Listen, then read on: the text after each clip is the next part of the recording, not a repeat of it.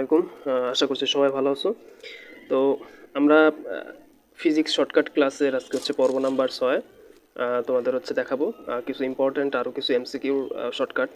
তো ঈদের আগে হচ্ছে আমরা 5টা পর্ব হচ্ছে আমরা কমপ্লিট করছিলাম। তো দীর্ঘ 8 থেকে 9 দিন পর হচ্ছে আবার স্টার্ট করতেছি। তো আশা করছি তোমরা সবাই সাথে থাকবে এবং এই এমসিকিউগুলো যারা হচ্ছে প্র্যাকটিস করতেছো এবং এইটার যে ফিডব্যাক কতটা ভালো পাওয়া সেটা একমাত্র তোমাদেরকে পরীক্ষার হল ছাড়া কেউ বোঝাতে পারবে না। ঠিক আছে, সো হচ্ছে আমরা শুরু করি কথা না বাড়ে। দেখো আজকে গত 5টা ক্লাসে আমরা হচ্ছে 1 থেকে 19 পর্যন্ত অর্থাৎ 1 থেকে 19 পর্যন্ত আমরা 19টা টাইপস হচ্ছে আমরা দেখছি, 19টা শর্টকাট ট্রিক্স হচ্ছে আমরা শিখছি, গুরুত্বপূর্ণ এমসিকিউ। তো আজকে হচ্ছে টাইপ 20 থেকে শুরু হবে। দেখো টাইপ 20-এ কী বলছে একটু যদি দেখায়, এই যে টাইপ 20 সেটা হচ্ছে যে দুইটি সমান ধারকত্বের ধারককে প্রথমে শ্রেণীতে এবং পরে সমান্তরালে সংযুক্ত করা হলো। হ্যাঁ, শ্রেণী ও সমান্তরাল সংযোগে সংযুক্ত হলো ধারকত্বের অনুপাত কত। দেখো অলরেডি এটা তোমার হচ্ছে চট্টগ্রাম ইউনিভার্সিটির 2টা সেশনে কিন্তু আসছিল। আবার একটু বলি যে দুইটা সমান ধারকত্বের ধারককে বলছে, তাই না?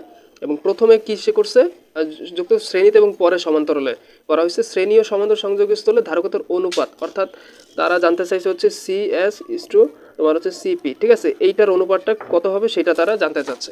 তো নর্মালি আমরা আসলে এই ম্যাথটা যেভাবে করি সেটা যদি আমি তোমাদেরকে দেখাই তাইলে হচ্ছে বুঝতে পারবা যে আমরা ধরে নিই যে ধারকত তো সি, তাই না? এটা হচ্ছে আমরা ধরে নিছি। এখন তারা বলছে যে প্রথমে শ্রেণীতে হচ্ছে যুক্ত হয় এবং পরে হচ্ছে সমান্তরালে। তো শ্রেণীতে যদি ইয়া করি একটু সাজাই, দেখো C one by C S is equal to 1/C1 plus 1/C2। ঠিক আছে, তারপর হচ্ছে এইভাবে লিখতে পারি 1/C প্লাস 1/C। কেন সি? কারণ ওই যে এখানে তো বলছে যে দুইটা সমান ধারকত্ব, তার মানে C1 এবং C2 দুইটাই কি হবে, সমান হবে। তার মানে হচ্ছে দুইটা যেহেতু সমান হবে তাই সি লিখলাম। তো তারপর হচ্ছে জিনিসটা এভাবে লেখা যায় যে 1/CS is equal two 2/C। ঠিক আছে, যেটাকে পরবর্তীতে যদি লিখো CS is equal two C/2, তাই না? তো এই গেল হচ্ছে তোমার হচ্ছে শ্রেণীতে। তারপর যদি সমান্তরালে যদি দেখো সাজাই তাহলে জিনিসটা একদম এভাবে হয় যে সিপি ইজ ইকুয়াল টু তোমার হচ্ছে C1 প্লাস C2। তো যেহেতু দুইটাই সমান তাইলে C plus C is equal to 2C। ঠিক আছে, তো এখন যদি তুমি অনুপাত করো তাইলে জিনিসটা এমন হয় যে CS divided by CP is equal to তোমার হচ্ছে C/2 ডিভাইডেড বাই 2C। ঠিক আছে, তো যদি সাজাও যে C/2 হ্যাঁ 2C, তাই না? তাইলে এরকম হয় যে তোমার হচ্ছে অ্যান্সারটা আসবে হচ্ছে তোমার 4। ঠিক আছে, তো তুমি হচ্ছে নর্মালি দেখা যায় যে 4C আসবে। ঠিক আছে, 4C আসবে। তো অ্যান্সারটা হচ্ছে 4 আসবে। ঠিক আছে, তার মানে তুমি যদি ইয়া করো, যদি অনুপাত সাজাও তাহলে হচ্ছে সি ইস টু তোমার হচ্ছে সিপি ইজ ইকুয়াল টু হচ্ছে 1:4 এইটা আসে। তো কিন্তু এইভাবে হচ্ছে অনেক লেন্থি প্রসেস হয়ে যায়, এটা একটু বড় হয়ে যায়। আমরা হচ্ছে এইভাবে করবো না, আমরা যেটা করবো সেটা হচ্ছে এখানে কি বলছে দেখো, যে বলছে হচ্ছে তোমার দুইটার সংযুক্ত হলো ধারকত্বের অনুপাত। তার মানে একদম ইজি, এটা হচ্ছে CS is to CP is equal to 1:n²। এই সূত্রটা বসাবা, যেখানে এন হচ্ছে তোমার এন হচ্ছে যতগুলো তোমার ধারকত্ব বলছে, এখানে কয়টা ধারকত্ব বলছে যে দুইটা, তাইলে হচ্ছে এরকম হবে যে 1:2 তোমার হচ্ছে 2²। যেহেতু দুইটা বলছে তার মানে 1:4, এটাই হচ্ছে অ্যান্সার। সো তোমার হচ্ছে কষ্ট করে হচ্ছে এইভাবে করতে হচ্ছে না। ঠিক আছে, তারপরের ম্যাথটা একটু দেখো, যেখানে কি বলছে যে একটি নলাকার তারের রোধ আর, একটি নলাকার তারের রোধ কত আর। তো আয়তন সমান রেখে তারটির দৈর্ঘ্য দ্বিগুণ করা হলে পরবর্তীতে রোধ কত। ঠিক আছে, একটি নলাকার তারের দৈর্ঘ্য আর বলছে কি সমান রেখে আয়তন, মানে ওই প্রাইমারি অবস্থায় যে আয়তনটা ছিল এবং পরবর্তীতে অবস্থায় যে আয়তনটা থাকবে এটা একদম সমান থাকবে, কিন্তু মাঝখান দিয়ে তারটির দৈর্ঘ্য দ্বিগুণ করা হবে। ঠিক আছে, তো সেই ক্ষেত্রে তারটির দৈর্ঘ্য যদি দ্বিগুণ করা হয় তাহলে সেক্ষেত্রে রোধটা তখন কত থাকবে। ঠিক আছে, প্রাইমারি অবস্থায় রোধ আর থাকে এবং পরবর্তী অবস্থায় রোধটা কত হবে যখন তারটা দ্বিগুণ করা হবে। সো এই ম্যাথটা হচ্ছে আমরা যেভাবে করি সেটা যদি একটু দেখানোর ট্রাই করি তাইলে হচ্ছে আরও ভালো বুঝতে পারবে। সেটা হচ্ছে যে এখানে তো প্রাইমারি অবস্থায় আমরা জানি যে ধরে নিই যে প্রাইমারি অবস্থায় তোমার হচ্ছে ফার্স্ট অবস্থায় ধরে নাও যে তোমার তারের যে দৈর্ঘ্য সেটা হচ্ছে L1 is equal two L পরিমাণ, এবং পরবর্তীতে অবস্থায় পরবর্তীতে হয় তোমার হচ্ছে L2 সমান সমান 2L পরিমাণ। কেন? ওই যে দ্বিগুণ তো হয়, তারের দৈর্ঘ্যটা কি হয়, দ্বিগুণ হয়। ঠিক আছে, তারের দৈর্ঘ্যটা কি হয়, দ্বিগুণ হয়। তারপর হচ্ছে প্রাইমারি অবস্থায় প্রস্থচ্ছেদের ক্ষেত্রফল কি থাকে, A1 is equal two A পরিমাণ থাকে। আর পরবর্তী অবস্থায় প্রস্থচ্ছেদের ক্ষেত্রফলও কি থাকে, A2 সমান সমান A2 পরিমাণ থাকে, তাই না? তো এখন দেখো তারা কি বলছে, তারা বলছে যে হচ্ছে আয়তন কি থাকবে, সমান থাকবে। তার মানে প্রাইমারি অবস্থার যে আয়তনটা এবং পরবর্তী যে অবস্থা আয়তনটা কি থাকবে, সমান থাকবে। সো এখান থেকে আমরা একটা সূত্র লিখতে পারি যে V1 সমান সমান তোমার হচ্ছে আমরা এটা লিখতে পারি যে A1 L1 is equal two A2 L2, ঠিক আছে, যেখানে A1 L1 এর মান কত, A1 এর মান তো A, L1 এর মান হচ্ছে L ইজ ইকুয়াল টু তোমার হচ্ছে A2 এর মানটা কত, A2 এর মান তো জানি A2, তাই না, L2 এর মান কত 12। সো এখান থেকে তারপর তুমি একটা সমীকরণ সাজাতে পারো, সেটা হচ্ছে যে A2 সমান সমান A2 সমান সমান A ডিভাইডেড বাই 2, এইটা ধরো তোমার হচ্ছে 1 নং সমীকরণ, ঠিক আছে। এরপর তুমি যে কাজটা করতে পারো সেটা হচ্ছে যে এই যে তোমার হচ্ছে তার, ঠিক আছে, এই যে তারের যে উপাদানের যে একটা রোধ আছে না, তারের যে উপাদানের যে রোধ সেটা হচ্ছে ধরো রো, সেখান থেকে আমরা একটা সূত্র জানি, সেটা হচ্ছে R1 ইজ ইকুয়াল টু তোমার হচ্ছে রো L বাই A, ঠিক আছে, এইটা হচ্ছে A1 ধরো, তারপর হচ্ছে এটা L1। R2 এর ক্ষেত্রে, R2 এর ক্ষেত্রে তুমি ধরতে পারো হচ্ছে rho L2 divided by A2, ঠিক আছে। এখন তুমি যদি এই মানগুলা বসাও, এটা 2 নং সমীকরণ দাও, এটা হচ্ছে 3 নং সমীকরণ দাও, ঠিক আছে। এখন 3 নং দ্বারা তোমার হচ্ছে 2 নংকে ভাগ যদি করো, তাহলে জিনিসটা এমন হয় যে R2 divided by R1 is equal to, জিনিসটা হয় এটা তো রো রো তো কাটাকাটি যাবে, তাইলে আমরা সরাসরি লিখতে পারি L2 divided by A2 divided by তোমার হচ্ছে L1 বাই A1। এখান থেকে যদি তুমি ক্যালকুলেশন করো, মানগুলো জাস্ট খালি A2 এর মানটা বসায় ক্যালকুলেশন করো, তাইলে তুমি হচ্ছে একটা অ্যান্সার পাবে। কিন্তু এত লেন্থি প্রসেস তো করার সময় নাই আমার, তাই না। সো এই জন্য আমরা যে কাজটা করতে পারি সেটা হচ্ছে এখানে বলছে যে আয়তন সমান রেখে পরবর্তীতে তাদের রোধটা কত হবে, যেখানে তারের দৈর্ঘ্যটা দ্বিগুণ করা হবে।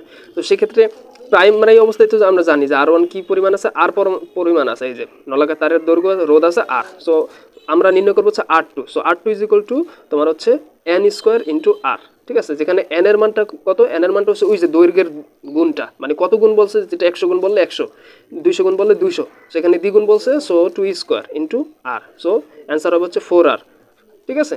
অর্থাৎ পরবর্তী যে দ্বিগুণটা হবে সেটা আগের রোধের 4 গুণ হবে, ঠিক আছে। পরবর্তী যে দৈর্ঘ্যের যে রোধটা হবে, দৈর্ঘ্য দ্বিগুণ করালে যে রোধটা হবে সেটা আগের রোধের 4 গুণ পরিমাণ হবে।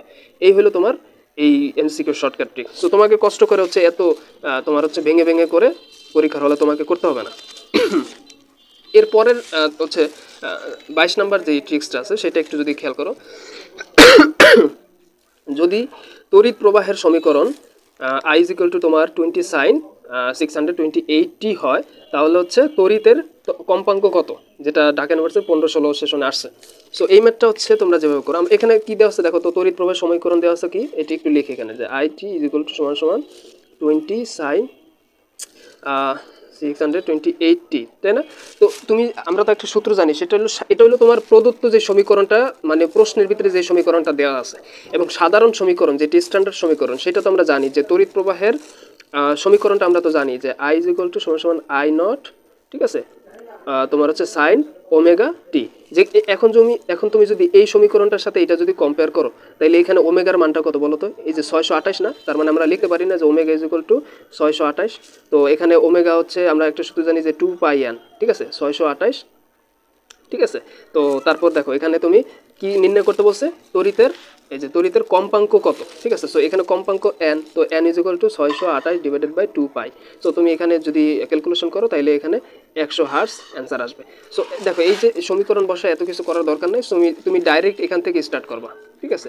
এই যে ডাইরেক্ট এখানে তুমি যেটা করবে, শর্টকাট ট্রিক্সটা হচ্ছে যে কম্পাঙ্ক নির্ণয় করতে বলছে। সো কম্পাঙ্ক ইজ ইকুয়াল টু টি এর সহগ, কিসের সহগ, টি এর সহগ, এই যে টি, এইটার সহগ যত থাকবে ডিভাইডেড বাই 2π। তো এইটার সহগ কত আছে 628 ডিভাইডেড বাই 2π কত, 2 × 3.14, তাই না, ইজ ইকুয়াল টু 100 হার্টজ। একদম ইজি। সো তোমাকে কষ্ট করে এত কিছু করতে হবে না, কম্পেয়ার করতে হবে না। সর্বশেষ যেই টাইপসটা, সেটা হচ্ছে, আমি এই চ্যাপ্টারটা অনেকেই স্কিপ করো, যে সেটা হচ্ছে তোমার জ্যামিতিক আলোক বিজ্ঞান। এই চ্যাপ্টারটা থেকে তোমার হচ্ছে এমসিকিউটা অনেকগুলো অ্যাডমিশন আসছে, যেটা অলরেডি তোমরা দেখতে পারতেছো, এই জন্য আমি এমসিকিউটা রাখছি, ঠিক আছে। সো দেখো এইখানে কি বলছে, যে একটি সমবাহু তোমার হচ্ছে প্রিজমের প্রতি সারাঙ্ক √2 হলে এর ন্যূনতম বিচ্যুতি কোণ কত, অর্থাৎ তারা ডেল এম এটা জানতে চাচ্ছে, এটা ইজ ইকুয়াল টু হোয়াট, আমরা হচ্ছে এটা নির্ণয় করবো। সো নর্মালি হচ্ছে আমরা এই ম্যাথটা যেভাবে করি, সেটা হচ্ছে এই যে এখানে যদি দেখাই, আমরা এই ম্যাথটা যেভাবে করি যে মিউ ইজ ইকুয়াল টু তোমার হচ্ছে sine A plus del M divided by 2 divided by sine A by 2। এখানে তুমি যদি এ এর মান, এ কি এখানে বলো তো, এ হচ্ছে তোমার এই যে সমবাহু যে প্রিজম আছে না, সমবাহু প্রিজমের কোণ, তো সমবাহু প্রিজমের কোণের মান কত, এ ইজ ইকুয়াল টু 60 ডিগ্রি, এটা তো আমরা সবাই জানি। তো এখন তুমি যখন এটা মান টান বসাবা এবং এখানে দেখো এই যে প্রতিসরাঙ্ক যে তোমার কত দেওয়া আছে, √2 পরিমাণ দেওয়া আছে, ঠিক আছে, মিউ √2 পরিমাণ আছে। সো তুমি যদি মান টান বসাও তাহলে জিনিসটা হচ্ছে এরকম হয় যে √2 is equal to sine 60 degree plus DLM divided by 2 divided by এই যে সাইন 30 ডিগ্রি। এখানে 30 ডিগ্রি কেমন হয়েছে, যে a/2 না, 2 দিয়ে ভাগ দিলে তো 30 ডিগ্রি হয়। সো সাইন 30 ডিগ্রির মান কত, 1/2। সেটা ওই পাশে গেলে কি হয়ে যায়, যে √2 into 1/2 is equal to sine 60 degree plus তোমার হচ্ছে DLM ডিভাইডেড বাই 2, তাই না? তো যখন তুমি এখানে ক্যালকুলেশন করবে 2 মানে কি, 2 মানে হচ্ছে 2টা √2, তাই না? 2টা √2 থেকে একটা কাটা গেলে কি থাকে, 1/√2 থাকে। সো 1/√2 থাকে ইজ ইকুয়াল টু সাইন, এখানে যদি ক্যালকুলেশন করো জিনিসটা আরও তুমি হচ্ছে ভাঙে আরও করতে পারো, সেখান থেকে তুমি এই যে DLM এর যে মানটা তুমি নির্ণয় করতে পারো। সো আমরা হচ্ছে এত ইয়াতে যাবো না, এত ডিপলি যাবো না, আমরা হচ্ছে এইভাবে করবো না। আমরা যেটা করবো সেটা হচ্ছে এইভাবে, যেখানে তোমাকে কি নির্ণয় করতে বলছে, বিচ্যুতি কোণ নির্ণয় করতে বলছে। সো আমরা একটা এই সূত্রটা বসাবো যে a is equal two p² into DLM। এইটা হচ্ছে আমরা নির্ণয় করবো, যেখানে DLM এর মানটা নির্ণয় করবো। সো DLM এর মানটা যদি নির্ণয় করি কি আসে, a ডিভাইডেড বাই p², তাই না? সো a এর মান কত, 60 ডিগ্রি। ওই যে তোমার সমবাহু প্রিজমের যে কোণটা সেটা হচ্ছে 60 ডিগ্রি দেওয়া, আমরা জানি সেটা। আর p হচ্ছে কি, এই যে প্রতিসরাঙ্ক, ঠিক আছে, √2, এই যে √2 হোল স্কোয়ার। সো যদি ক্যালকুলেশন করো তাহলে 30 ডিগ্রি হবে। এইটাই হচ্ছে তোমার বিচ্যুতি কোণ, ঠিক আছে, একদম ইজি। সো তোমাকে কষ্ট করে এই যে এত কিছু করে তারপর বের করতে হবে না। সো এই হলো তোমার আজকের ক্লাসে মোটামুটি শর্টকাট ট্রিক্স। সো তোমরা এই ক্লাসগুলো একটু কষ্ট হলেও করো, কারণ আমি বেশি ডিউরেশন দিয়ে ক্লাস করাই না, যাতে তোমাদের কনসেন্ট্রেশন যাতে ব্রেক না হয়, ঠিক আছে। সো আর মনে হয় 1-2টা ক্লাসে হচ্ছে আমরা ফিজিক্সের টোটাল এই শর্টকাট ট্রিক্সগুলো কমপ্লিট করে দিতে পারবো বলে আশা রাখছি। সো তোমরা ক্লাসগুলো অবশ্যই দেখে নিবা আমাদের ইউটিউব চ্যানেল থেকে। আর অবশ্যই যেহেতু আমাদের এটা নতুন ইউটিউব চ্যানেল, তোমাদের জন্যই করা ক্লাসগুলো যাতে তোমরা সবসময় পাও, তো এটা একটু কাইন্ডলি সাবস্ক্রাইব করে রেখো, ঠিক আছে। সো বেস্ট অফ লাক সবার জন্য, ভালোভাবে পরীক্ষা দিও, বেস্ট অফ লাক, আসসালামু আলাইকুম।